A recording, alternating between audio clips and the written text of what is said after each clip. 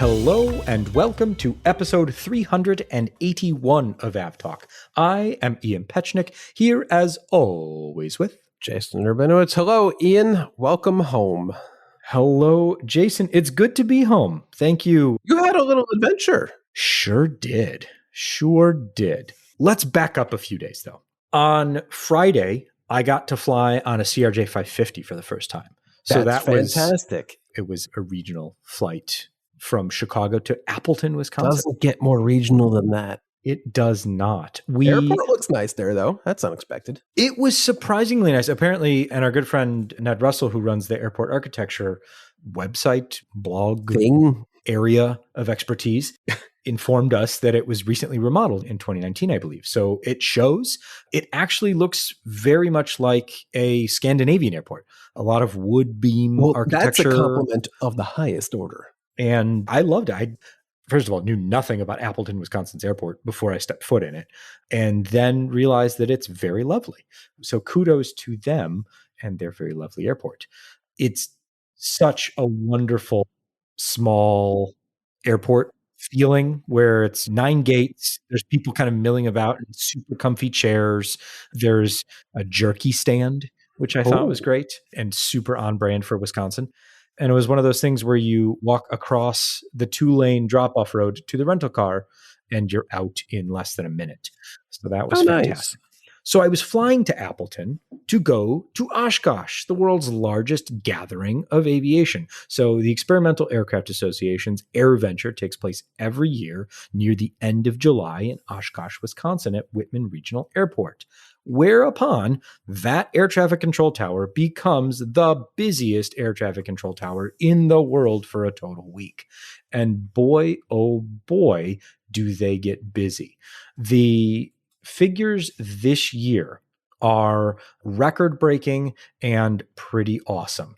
On Thursday, the biggest day, because Thursday is the transition day between the beginning of the week show and the coming weekend show. So you not only have arrivals, you also have departures of the highest order, 2,808 FAA-controlled flights. So the real number... You're looking for me to chime in and say, is much higher. That's a lot. That is a lot. Throughout the week, from Saturday to Saturday, more than 1,000 controlled flights each day. Saturday and Sunday, the first weekend, topped 1,500. Saturday and Sunday of the second weekend, both over 1,000. So very, very busy. And thank you to the folks at the tower who allowed me to visit up into the tower for a little bit and learn more about how they operate and what they do. They're all volunteers, by the way. They are working, but this is all air traffic controllers volunteering to go and do this on their time. And there is a small army of traffic controllers from the FAA had spare time to give. That's nice to know. I mean, this is basically like you're taking off for the week to go work, but somewhere else. So if you were up there and you had a chance to talk to any of these fine people, a really great thing that they're doing to make sure that everything goes smoothly, and some very cool stuff. And then we got to hang out a little bit with the Flying Bulls DC-6. So that was fun. Oh, I know that one. They visited me here in New York unexpectedly. We have a thing going this summer where things visit me in New York and then they go visit you in Chicago. Exactly. So this particular DC-6 is one of the last pair built off the line, because in the factory, they always had 2 in final assembly moving together. And this particular one was one of the final aircraft as part of the final pair and was delivered to the former Yugoslavian government for use as like a VIP transport for leaders and things like that. It, as all elderly aircraft do, made its way to Africa to fly cargo and sometimes passengers, but mostly cargo, where its twin is still active. And the Flying Bulls pilots train some of the pilots who are flying that other DC-6 in Africa. Wait, so I thought there's that a was pretty pair, cool. the last DC-6 is off the line as a pair. One of them is flying around the world glamorously, as shiny as the day it was produced decades ago. Probably shinier. Yeah. Probably, definitely shinier. Operating during air shows and other high-profile fancy events. And its twin is operating sad cargo flights in Africa, where I can guarantee it is not shiny and has not been shiny in a long time. Man, what a divergent path those two took. And so in the early 2000s, the owner of the Flying Bulls took this aircraft and not restored it because they didn't know exactly what the interior looked like. But they put in an interior that could have been from the late 1950s, early 1960s. So it's a very interesting looking aircraft. I'll put some pictures that I took from the show into this week's show notes just to give you an idea of what that looks like. But a very cool aircraft and great to see that still flying. And then I had a fantastic conversation with David Osdike, who is an engineer at GE Aerospace, about the CFM Rise engine. That interview is going to be in next week's show because we have a great interview coming up in just a few moments, but we'll get to that in just a few moments. Because the main reason I was in Oshkosh was to leave Oshkosh. Slowly. And I did very slowly. As listeners will know, Jason, myself, and Gabe spent some time with the wonderful people at Goodyear in the hangar in Ohio a few months ago. And we didn't get to fly it. And so they said, we'll come back and fly the blimp. And Jason got to fly it over the 4th of July weekend when it was in New York. And then the blimp made its way to Oshkosh, and it was my turn. And so they said, well, come, we'll do a tour. And I said, well, you're flying to Chicago for Lollapalooza for the following week. Why don't I join that flight? We can chat with the pilots and really get in depth on the blimp and all of these things. And they agreed. So I thought that was going to be a good idea. And it was a fantastic idea. It was just a very slow idea because we had to wait for thunderstorms to pass in Oshkosh, and then we left. And right after we left, a very large and extremely destructive tornado tore through Appleton, Wisconsin. So sending our good thoughts to the people there who are picking up the pieces this week from a very severe tornado. And so we were trying to outrun that weather and then not run into the second line of storms. That was the severe storms that were impacting the Chicago area, which I had to deal with when I got home because our neighborhood tree canopy got topped by some straight line winds.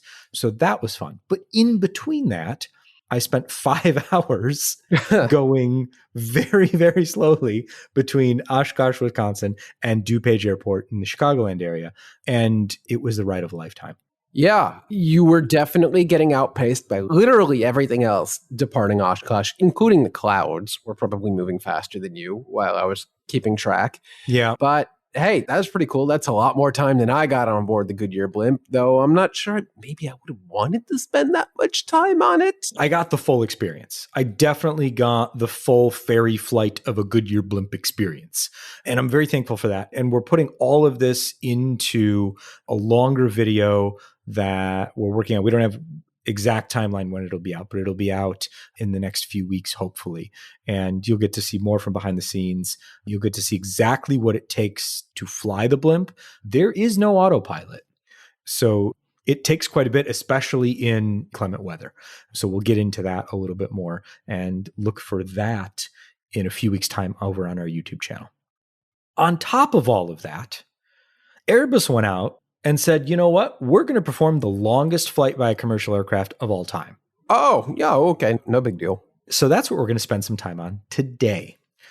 Over the course of 24 hours and 24 minutes, the Airbus A350-1000ULR flight test aircraft set a new record for distance flown by a commercial aircraft, covering 12,460 nautical miles between Melbourne, Australia, and Toulouse, France, which is also a distance of 23,075.92 kilometers. 0.92, Jason. Other intermediary points along the way as well. This was not just a straight line between Australia and Toulouse, was it? Correct. The Great Circle distance, or the shortest line around the globe between Melbourne, Australia, and Toulouse, France, is 16,888 kilometers. So a bit further. What Airbus also did was fly over Sydney Airport, the Rolls-Royce factory in Derbyshire, and London Heathrow Airport. Of course. Because this was a route-proving flight for Qantas to demonstrate that this aircraft that Airbus has built could, in fact, make a 23-hour block time and make it from Australia to Europe with plenty of fuel, plenty of time, and do the work. All right. So let's talk about some facts and figures here. Maximum altitude was 41,000 feet. They crossed 3 continents, 2 oceans, saw 2 sunsets, 2 sunrises, crossed 17 time zones, and chatted with air traffic controllers in 19 different FIRs, including one of them that they did twice. Twice? What did they exit it? And then, well, I guess they did circle back once they went to Heathrow. No, this was the Oceanic Shanwick, Greenland, Shanwick transition. So they got a little bit of. All right. So they've answered the 2-part question of can you and should you? Can you? Yes, it can do it. Should you? That question is still, at least for me, we're going to find out, unanswered. Yeah. It also became, during that period, the second most tracked flight of all time. Well, yeah, because it was also the longest commercial flight of all time. Some people had extra time to click on it and then click on it again and then go to sleep and sleep for 8 hours and then wake up and then go to work for 8 hours and then come back and the damn thing was still flying. So yeah, that checks out. But 3.65 million followers. What was number 1? Is it still some like random it's still the football Queen. Coach? Or Nope, the Queen. It's the final flight of Queen Elizabeth, that C-17 that flew, which is all the more impressive because that flight was only an hour. Yeah. And nearly 6 million people tried to track that one. So very cool. We wanted to learn a little bit more about what goes into planning a flight like this, what goes into operating a flight like this, and what it takes to come out on the other side. Oh, God. Imagine the length of the NOTAM list for this flight. And so not 24 hours after they landed back in Toulouse, we had a chance to sit down with Xavier Pepin, who was the captain of the flight from Melbourne to Toulouse. He's an Airbus test pilot and was in charge of making sure that that aircraft got from Australia to France. So when we come back, we're going to chat with Xavier to learn all about how the crew made everything work and some of the behind the scenes of what goes on during a 24-hour flight between Australia and France. So stay with us. We'll be right back with that interview.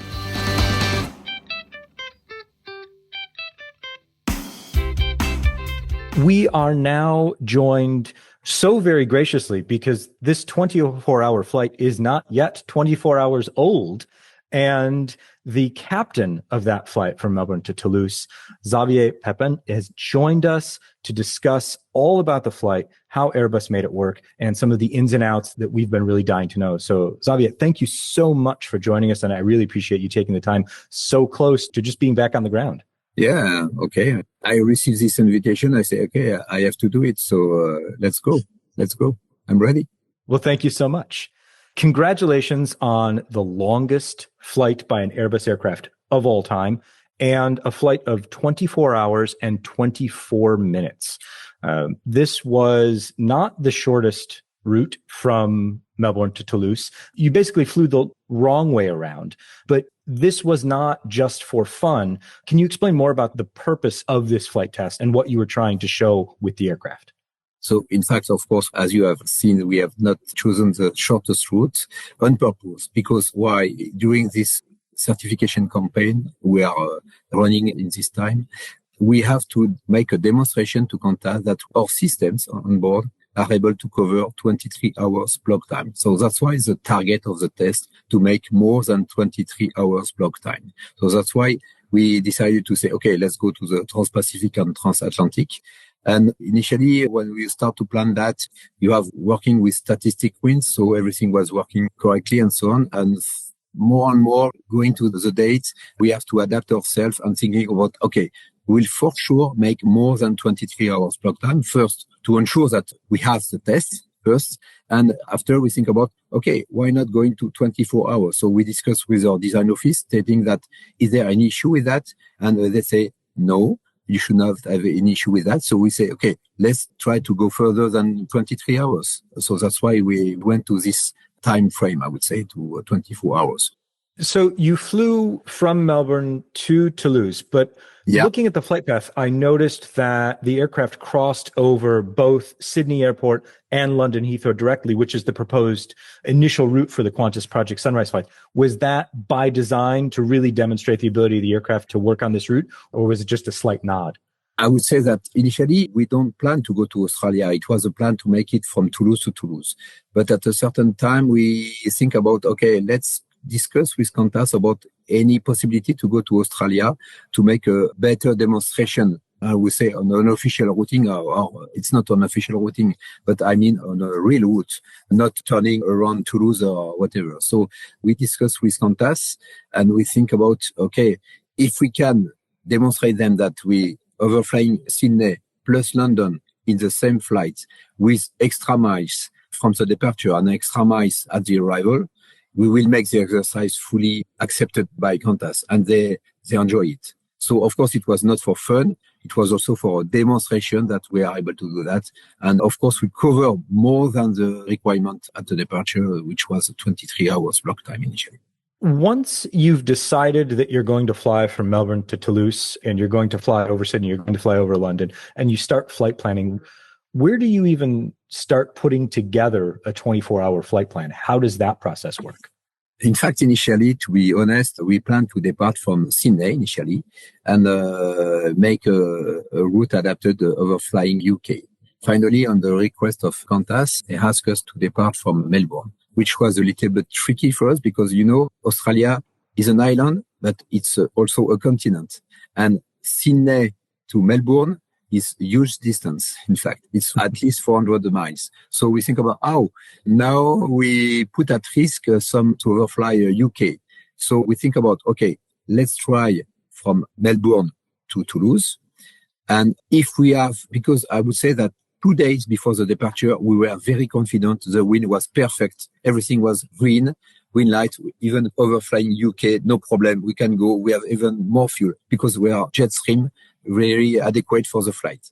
And unfortunately, when we were closer to the flight, the wind reduced and we were stuck a little bit that we have to initially plan without overflying in London. That was a pity for us because we also embarked Rolls-Royce engines, of course, and that it was better for everybody to have overflying London and the Rolls-Royce factories. So we say, okay, let's go for the planning without overflying London. And if in flight, we are very confident that we are not making fuel because we don't make fuel, but I mean, we are on the good track and that it's okay, we can overfly. We will rearrange the clearance with the ATC to overfly London. That's what happened, in fact. So we target always 23 hours minimum block time and finally 24 hours. And after we decided to adapt our routing in live to overfly London. But it was really our objective, ultimate objective to overfly London also. What's the crew complement like for such a long flight? I mean, we know that we have reserve pilots on flights over 8 hours long, but this one's 24. So how does what's the crew complement? And then how do the rest periods work between each crew member? So for that, we plan to work at 5 pilots. In fact, we were 3 bus test pilots, so 3 captains on board each time, plus 2 Qantas pilots, I would say guest pilots, which were already qualified on 350 and that they flew with British Airways. So they were already qualified on the 350-1000. The only thing is that they did not flew on the ULR, but there was minor, I would say, conversion. So it was really, from the pilot perspective, not so big a difference with the 350 standard 1000. So that's why we were 5 pilots. We decided to make 4 hours each time for each pilot. We were doing 4 hours in the cockpit.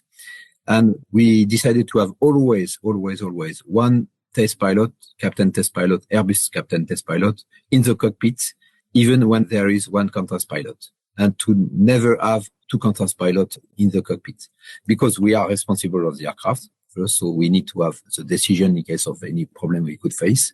So that was the case. And with that, we arranged to move each pilot every 2 hours. We change one of the pilots. In that case, we foresee that we would have a good situation awareness about the change. The guy would have 2 hours in a row with the other pilot, and we change like that. So for each pilot, and every 2 hours, we change one pilot, and we change like that. And then during the rest period, I know the A350-ULR has a slightly different crew rest compartment. Did you find that was really an effective and nice addition to the aircraft? Probably, but unfortunately. In fact, with this aircraft, we have to instrument a lot of things, including the flight crew rest compartment, which is in the front of the cockpit. It's a new one because now it is split in two. You have 1 and 3 for each of the pilots, because in the current flight crew rest, you have only 1 and 3 for both pilots. So each time one pilot enter in the crew rest, he could awake the other guy and so disturb and so on. So here they have created this new, what they call it twin RCRC for twin flight crew rest compartments, and each pilot have his main entry. So, but as it is new, we have to certify and demonstrate some ventilation, temperature, and these crew rests were instrumented. And that's why we are not in position to use it. But from the beginning, we know that, of course, as a cabin crew rest, there was no change. It already exists and it was already certified. We agreed all together that being one captain always in the cockpit, having no passenger on board, meaning that we have dummy passengers only, they will never move. So not a problem. Nobody in the corridor, because I was a captain for the whole flight. But in any case, I was in the back. When I was in the back, I was able to quickly come in the cockpit. As I told you previously, we have always a captain in the cockpit, so no issue for that. You mentioned the dummy passengers. How closely did this flight compare to the aircraft that Qantas is going to operate on its Project Sunrise flights in terms of how the cabin was structured and weights and things like that on the aircraft? I don't have all the data for that, sorry, but what I can tell you is that all the business class and the first class are not embarked on the MSN 707, and the demonstration has been performed for the rest of the cabin. In fact, the front part of the aircraft, we have the installation of the flight test instrumentation for the engineers with a lot of cables and so on. That's why we are not able to put the first class and the business class seats. And for our listeners, we'll put a link to that in the show notes when we were on a previous Airbus A350 test flight so that you can see what that particular instrumentation looks like on the A350. This was a 24-hour flight. And I know that having been on previous test flights that are nowhere near 24 hours, there's so much attention paid to winds and fuel and instrumentation and things like that. Over 24 hours, I don't want to say, do you get bored, but does it become something like, okay, I need something else to do now that, I'm taking my rest or something like that to kind of re-energize after such a long flight? We think about that it could be boring for a certain time, but finally we have so many work to do. We monitor a lot of the fuel. We did also performance points, and we exchange a lot with the Qantas pilots because we are building the aircraft, we are manufacturing the aircraft, but they are using it. And they have, of course, some special operation. We have discussed with them. It was very interesting. So we change a lot with the Qantas pilot for that. What to say otherwise. And finally, we discussed after the flight, and we organize each time for our rest time. It was, for my perspective, but I am not a long-haul flight airline pilot, I would say. I don't do that every day and every month and so on. So I did it once from time to time, that's all.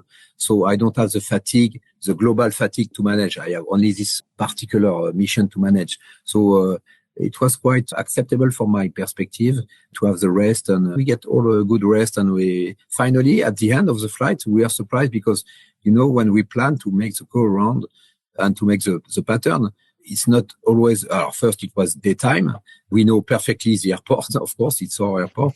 But we think about, okay, if we have any doubt about any crew fatigue at arrival, we don't do it. We'll not do it. It's not a game. We are professional. It's not a game. So, but finally, when we were, I think probably it's about the exercise, and we were so excited to be quite to succeed that everybody was awake and full power to do that. And even we get a meeting in live over London with our management, and they ask us, how do you feel is it okay for you to do the go around and so on? They say, yes, we are fully ready for that. No problem at all. So as I told you, we are not doing that every day during months and months. So we did not manage the fatigue at a long perspective, I would say, long time. What's next for the A350-1000ULR program? What's left to do now that you've completed a 24-hour test flight? Yeah. In fact, there is some minor tests to perform that we did not have time to do just before the long flight because we have to, on the request of Qantas, we came one day early. That put a little bit, we have to adapt our flight test plan. But normally it should finish on time. I would say normally next week we should have quite finished on time. Just some fuel to remain fuel test point to perform. Fantastic. We have been talking with Xavier Pepin, who was the captain aboard the more than 24-hour-long Airbus A350-1000ULR test flight. Thank you so very much. I hope you can go get some rest now. Thank you so much. Thank you. Thanks, Anthony.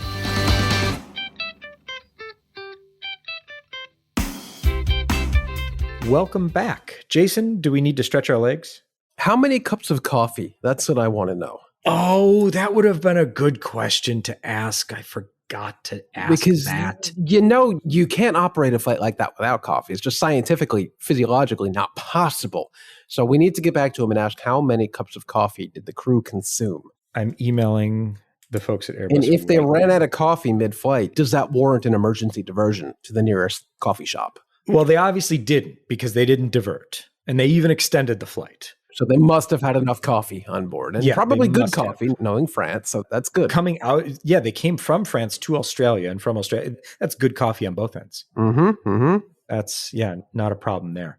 So like Xavier said, the next steps are this certification campaign is almost done from the sounds of it. It sounds like there's a lot more to do as far as paperwork and things like that go, but it sounds like they're mostly done with this. We've only been talking about Project Sunrise for the better part of a decade now, so I think it's time one would hope to come to a natural conclusion and dot the I's, cross the T's, and figure all this stuff out, because enough is enough. Let's go. I am very excited for Qantas to prove out if there are people really willing and able to pay and get on board this thing for a day in economy.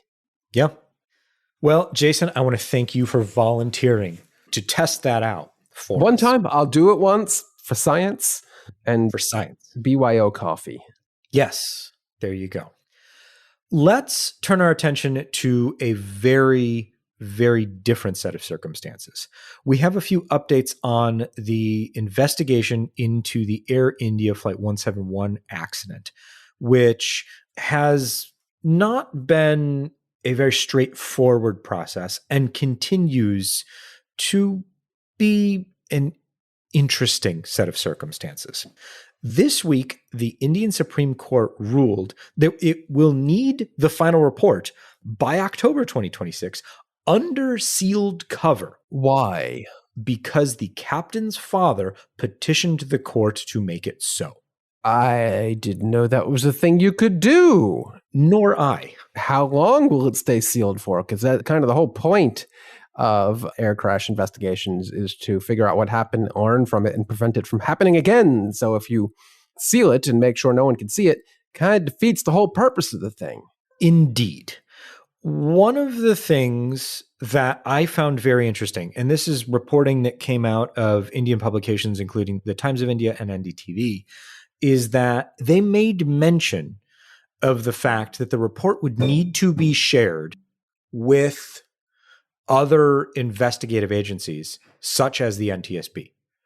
So I might be reading too far into between the lines here, but it sounds like that would allow for a public version of the report, just not one issued by the Indian investigators. Yeah, once the NTSB has it, I mean, we've seen what happens before with the China Eastern crash. You could just submit a Freedom of Information request to the NTSB that now has it, and I believe they would be legally obligated to release it. Maybe it might be redacted to some form, but I'd love to hear IATA or ICAO's take on this, because this is highly unusual.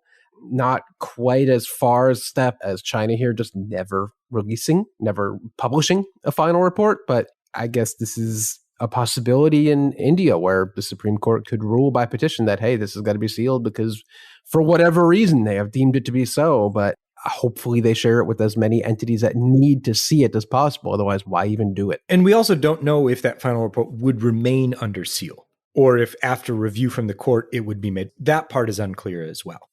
Things continue to work differently in India, as always. As far as the investigation itself goes, Minister of State Mulhadar Mohal said that the inspection of the fuel control switches had found no abnormalities, and the examination of the full thrust control module continues in Seattle under the watchful eye of investigators at Boeing facilities. So that's good to know that the actual investigation is also progressing. The same minister said the investigation is, quote, in final stages. So one way or another, we'll hopefully know what happened here, in what order, and what can be done to perhaps prevent future occurrences. We'll see. Hopefully, what did they say? By October, we'll have some sort of 2026. Some sort of something to read. Hopefully. In China, the Comac C919-600 has made its first flight. This is the A319neo version of the C919, or the 737-700 version, where the aircraft is designed to carry fewer passengers and fly to hot and high destinations. It has 40 orders from Zhejiang Airlines, which is formerly Tibet Airlines. Oh. They changed their name this year, and it will carry fewer passengers, 140 versus 164 for the standard C919. And the program is progressing, I guess, because it flew. And it looks exactly like you think it would. It's a shortened version of the C919. That's nice. So I had no idea that Tibet Airlines rebranded or whatever. So that is good to know. But also remember, Tibet Airlines, or whatever they call now, Zhejiang Airlines, they are one of the only operators in the world of the A319neo. Fun fact, didn't know they had 15 of them. I thought they had 2. 15 is a bigger number than 2. So this is one of the very why we keep you around, Jason. You can do math. Hard math numbers right there. But this is one of the few airlines in the world that really, truly, utterly needs an aircraft like this. Truly unique. I had no idea that the 919 was actually going through, what Comac was actually going through with a shortened version of the aircraft. But maybe they'll shorten it again and they'll have competition, beat all of the competition to the A318neo, which never happened. I wonder if we could scrape enough change together to get Airbus to build us one. Just one. We only want one. Just one. It's just the same thing as the 319neo. Just you chop a couple rows off. Even shorter. It's fine. In other flight test program news, Boeing says that the 737-10 MAX has completed its flight test program. Over 976 flights, more than 2,060 hours in the air, and 1,040 hours on the ground in testing. So they are done with the flight test program, they say. Certification flight testing, 100% complete. Development assurance reviews, DAR3 is finished, and DAR4 is 60% complete, and system safety assessments are 32% complete. So when we get to 100%, the FAA goes, sure, why not? Airplane. Yeah. The first flight of the 737-10 was June 18th, 2021. So this is an incredibly long stretch between first flight and possible certification of an aircraft that is just a derivative of a derivative of a derivative of a derivative, but it might finally happen. I know a whole bunch of airlines, even here in the US, that will be very excited that these are finally coming when they actually take delivery of those. Who knows? But things are moving. But on the other end of the spectrum, there's some other Boeing aircraft out there that we know some airlines aren't as excited about. No. So last week, we mentioned comments by Sir Tim Clark of Emirates at the Farnborough Air Show saying that Emirates will not take the first 10 or 11 777-9s because they're going to require an intense amount of rework to meet whatever the final certification is for that aircraft. So they're just not going to take delivery of those. They don't want to bother with it. A few days ago, There was a report out of Liam News saying sources at United were saying they're looking at picking those up. John Ostrower over at the Air Current Today reports that no, thank you. We don't want those. So who knows what the actual story is at the moment, but it would be interesting to picture what United would do with just 10 of those and where they would want to fly. They could be the Transcon shuttle bus, since it was supposed to take delivery, I believe, of the 737 MAX 10 to tie things together as their new Transcon aircraft. That didn't happen, so they pivoted to the 321neo Coastliner, as they call it. But at the same time, they have had to retire their domestic workhorse old 777-200 non-ERs, which for the most part, I think, are parked due to engine issues. That could be a nice fit, an absolutely monstrously large aircraft for domestic trunk routes like Newark to Houston or Chicago to San Francisco, where a lot of those old 777s operated. I guess I could see it, but these days, Scott Kirby, CEO of United, says a lot of things. He does a lot of things. He could be the CEO of Delta. Yeah, apparently he called up Delta one day. CEO Ed Bastian said, "Hey, you want to get together and be one giant airline?" And apparently Delta said, "Excuse me? Who are you?" Yeah, United does a lot of things and says a lot of things these days. Is this going to happen? I don't think so. Is it probable that United probably talked about it? Absolutely. There's no reason an airline the size of United wouldn't be considering nonsense like this, because if they get a good enough deal on it, why not? What's the status of the United A350 order?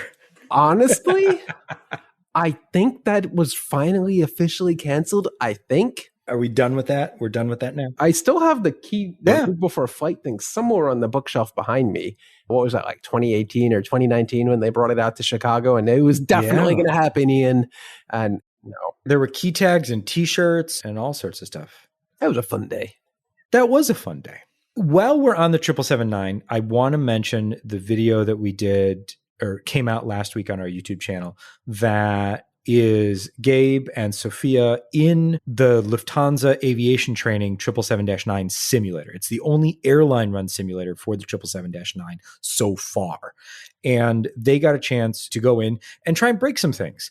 Like what happens if you try and take off with the wingtips folded up? And sure enough, the plane yells at you. Does it still let you do it, or does it yell at you and stop you from doing it? It lets you start, and then it progressively gets angrier and angrier. So you could check out the video to see kind of the beginning of that, and then watch it escalate in anger. Let's head to Australia now, or head back to Australia. We've already been there today. With so many 20-hour flights. Where the Australian government has released a set of standard operating procedures for national air tankers.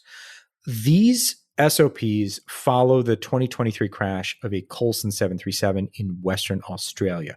The ATSB's final report found a whole host of issues that weren't just related to the Coulson 737, but were endemic to firefighting aircraft in Australia.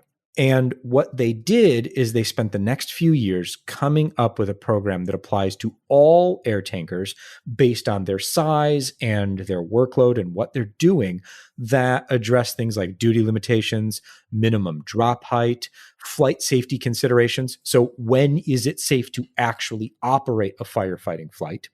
And aerial supervision requirements. What supervision do we need from other aerial assets to make sure that we're doing this safely? So if you want a very lengthy set of instructions on how to fight a fire from the air in Australia, or really anywhere, because they're applicable across the board, really, we'll put a link to that in the show notes. But good to see something very concrete coming out of this crash. That I will remind everybody, the pilots did walk away from this, which is still incredible to me. So we can put a link to the discussion about that crash in the show notes as well. It's not Farnborough Air Show anymore, but we've got some new order news, Jason. Yeah, sometimes you want to hold on to your orders until after the big show so that you get all of the attention. And apparently that's what ANA wanted to do when it announced it was expanding its order for the E190 E2 for an additional order of 8, which is pretty exciting. I think they had already ordered 20 of the aircraft way back when in 2025. And even before taking delivery of any, they said, okay, we like what we see. We want 8 more. And I only bring this up because it's just such an alternate timeline to where ANA and JAL take delivery of the Mitsubishi, I guess you could call it Space Jet, was its final name at the end of the line. Still continues to me to just be such an alternate reality where these Japanese airlines are taking delivery of Embraer aircraft instead of the Mitsubishi jet that was so not great. I'm sure we could do a whole podcast series on that failed project, but we love the E190 here at this podcast. So I'm happy to see ANA apparently so excited about it. It ordered more before it took delivery of any. There you go. And we'll close the show with some, I hesitate to say surprise news, because the entire pendulum of the aviation industry is swinging in this direction. And I feel like this might be where we reach the apex of that swing. Allegiant Air. It doesn't get any higher than this, does it? Is announcing first class. Sure. Reintroducing first class. As Seth Miller, a friend of the podcast, reminded the world earlier today that when Allegiant had its little tiny stint of flights to Hawaii on 757s using ex-US Air aircraft, they actually had first class, but that was more for augmented flight crew operation, and that was a flash in the pan. Not because they wanted passengers. They didn't want it. They had to have it. But in this case, it's really, truly a first-class domestic-style product launching, I believe, spring 2027, though apparently you can start booking it this year. That's a bold move from Allegiant. But here we are with the lowest of the lowest cost airlines here in the United States offering a true first-class product. And not just Spirit style back in the day where they had first-class seats on board because they couldn't afford to take them off as they rebranded. They are actively putting these seats on board the aircraft across the entire fleet. And it's not just the seat, but it's also got a nice leg rest and also even power outlets, which is a relatively new thing for Allegiant. They have those on the newly delivered Maxes, but I guess that will also trickle down to the rest of their fleet and additional fleet as they start to absorb Sun Country since they bought out that airline. But it's just such a divergent path now where here, at least in not as much North America as a whole, but definitely in the United States, basically every airline from the highest end to the absolute lowest end, which I think everyone would agree is Allegiant here, at least in the US, will have some sort of domestic first-class product. JetBlue earlier this week also announced Blue First, I think was the name of its domestic first-class style product. That's been rumored and talked about and discussed for years and years, but they finally have a name for that. But Allegiant kind of came out of nowhere.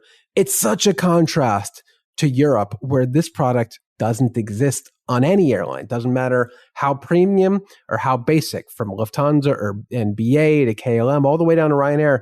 This does not exist as a product in Europe.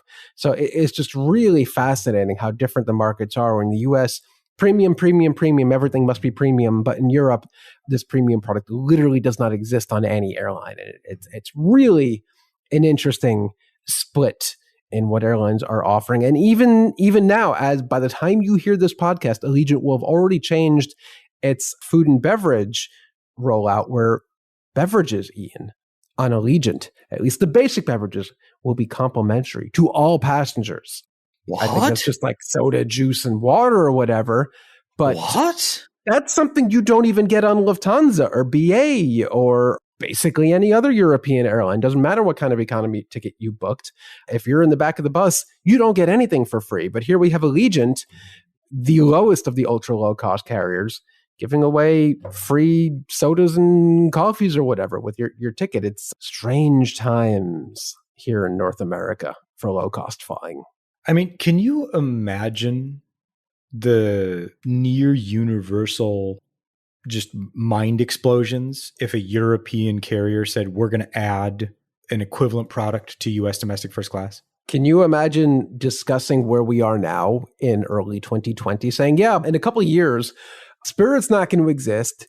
Allegiant's going to have a first class product and they'll be having free drinks in economy. JetBlue is going to have a domestic first class product.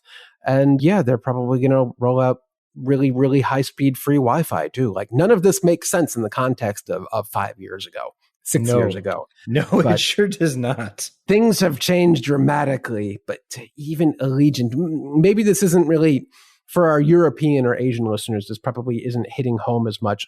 Imagine who's the lowest of the low European airline? Wizz Air. Imagine Wizz Air rolling out a first-class product. I think that's the equivalent here. Yeah. No, is there lower than Wizz Air? I don't know.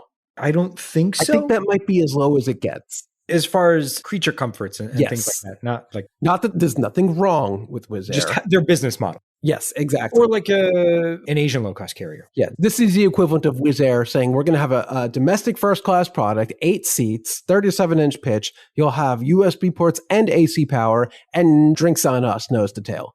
That's never going to happen. But man, Allegiant is just shocking.